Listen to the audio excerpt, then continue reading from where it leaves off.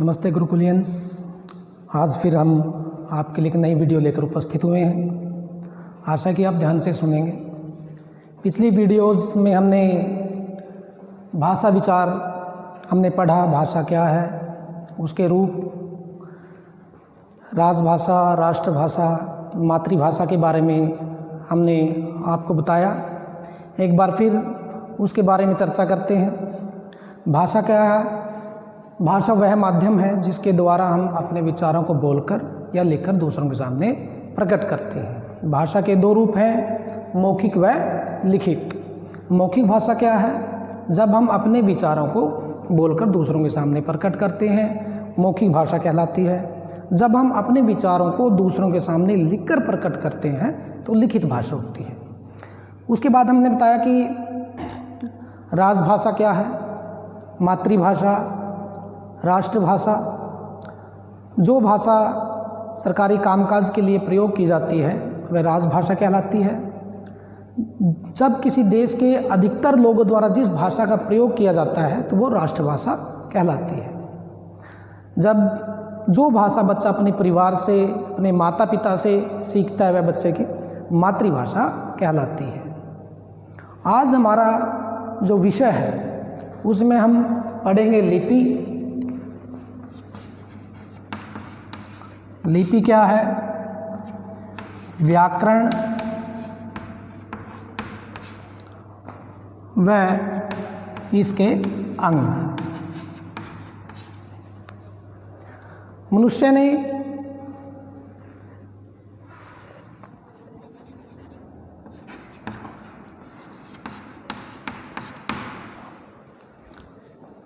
भाषा के माध्यम से अपने विचारों को प्रकट करना सीखा और जो ध्वनियाँ उसने प्रकट की उनको निश्चित रूप देने की आवश्यकता अनुभव हुई।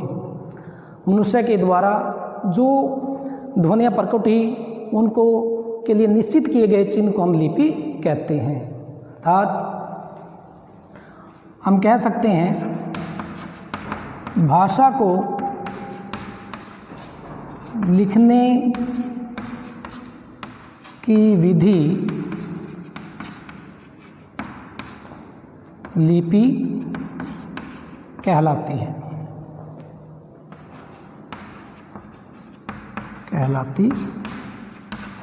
अर्थात भाषा को लिखने का ढंग लिपि कहलाती है। हम यह भी कह सकते हैं प्रत्येक भाषा की अपनी लिपि होती है। जैसे भाषा व उनकी लिपि कौन सी हैं? सबसे पहले हम लेते हैं हिंदी। हिंदी की लिपि देवनागरी।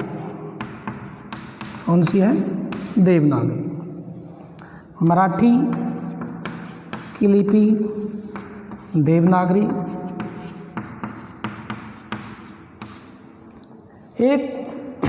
एक से अधिक भाषाओं की एक लिपि भी हो सकती है। नेपाली की लिपि भी क्या है? देवनागरी। पंजाबी की लिपि गुरुमुखी।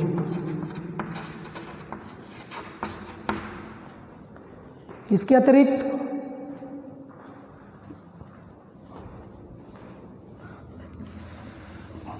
अंग्रेजी की लिपि रोमन।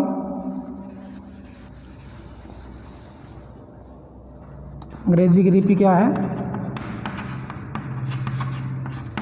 लिपि रोमन। बांग्ला की बांग्ला। फ्रेंच की रोमन। तो इस तरह से ये भाषाएं और उनकी लिपियों के बारे में हमने बताया। उसके बाद है हमारा व्याकरण क्या है, व्याकरण की आवश्यकता हमें क्यों हुई।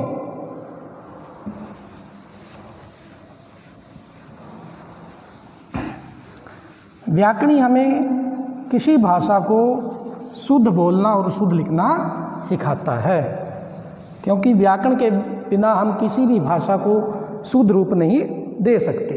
हम कह सकते हैं कि व्याकरण वह शास्त्र है जिसके द्वारा हम क्या करते हैं, भाषा को शुद्ध बोलना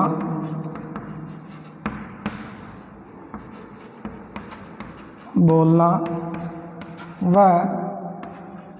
शुद्ध लिखना सीखते हैं।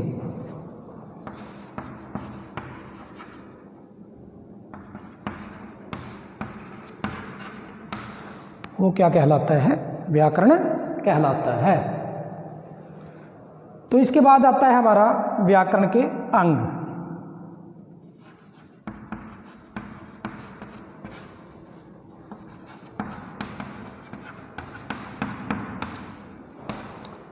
व्याकरण के 4 अंग होते हैं। कितने अंग हैं? 4 अंग। वर्ण विचार, शब्द विचार,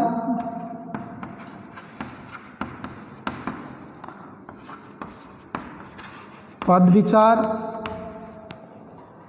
और वाक्य विचार।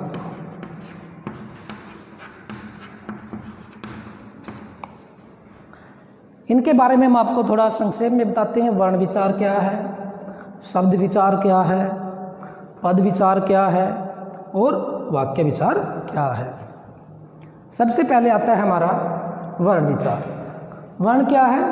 वह छोटी से छोटी ध्वनि जिसके हम टुकड़े नहीं कर सकते, हम उसे वर्ण विचार कहते हैं। वर्ण के अंदर आगे इसके भेद हैं। स्वर व्यंजन, स्वर 11 होते हैं, मूल रूप से व्यंजन 33 होते हैं। ऐसे ही वर्ण से शब्द बनता है। 2 या 2 से अधिक वर्णों के मेल से बनी सार्थक ध्वनि शब्द कहलाती है।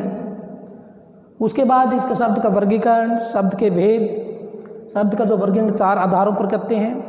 उत्पत्ति के आधार पर, व्युत्पत्ति के आधार पर, अर्थ के आधार पर और प्रयोग के आधार पर। उसके बाद हमारा आता है पद विचार और उसके बाद हमारा वाक्य विचार, जिसमें हम वाक्य के अंग, वाक्य के भेद, वाक्य के अर्थ के आधार पर भेद और वाक्य की रचना के आधार पर भेदों के बारे में हम जानकारी प्राप्त करते हैं। इस तरह से हमारा जो आज का जो विषय था भाषा विचार, उसमें भाषा की परिभाषा, भाषा के रूप, राजभाषा, मातृभाषा, राष्ट्रभाषा क्या है, बोली क्या है, मानक भाषा क्या है, तो इसके अतिरिक्त लिपि, भिन्न भिन्न भाषाओं की कौन कौन सी लिपियां हैं, और हमारा व्याकरण क्या है, व्याकरण के अंग के बारे में हमने पढ़ा है। आशा है कि आपको इन सभी के बारे में जानकारी प्राप्त हुई होगी और इसके बाद हम इससे संबंधित आपको जो प्रश्न उत्तर हैं वो PDF में भेजेंगे और इसको ध्यान से आप करेंगे और जो भी हम आपको इसमें PDF के माध्यम से विषय सामग्री भेजते हैं उसे ध्यान से आप करेंगे, अपने जो कॉपी में लिखेंगे उसको रिवाइज करेंगे हम फिर से। तो इस क्लास में हमने भाषा का जो संपूर्ण अध्ययन किया, पिछले जो हमारा जो वीडियोज़ थी उसमें भाषा की जो परिभाषा थी, उसके रूप थे, इनके बारे में जाना।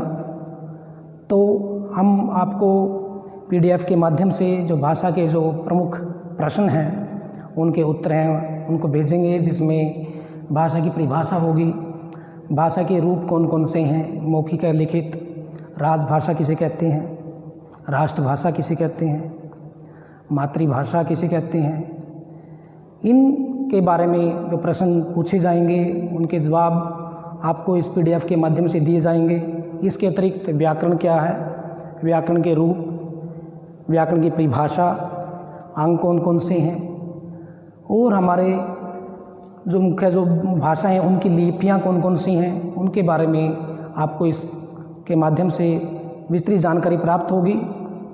आशा है कि आप इन सभी को ध्यान से देखेंगे, पढ़ेंगे और अपनी जो निरंतर जो अध्ययन है वो जारी रखेंगे, ताकि आपकी जो कोई भी आने वाले समय में परीक्षा होगी उसको आप अच्छे से दे सकेंगे और पूछे गए हर प्रश्न का जो उत्तर है आप उचित रूप से उसमें उस परीक्षा में देंगे। और जो भी आपको विषय दिया जाता है उसको ध्यान से पढ़ें, ताकि आप उसकी सही जानकारी प्राप्त कर सकें। आगे आने वाला जो हमारा विषय होगा, जो वर्ण विचार है या फिर शब्द विचार है, उनके बारे में आपको जानकारी देंगे। तो आज के लिए इतना ही, फिर मिलेंगे अगली वीडियो में। धन्यवाद। जय हिंद।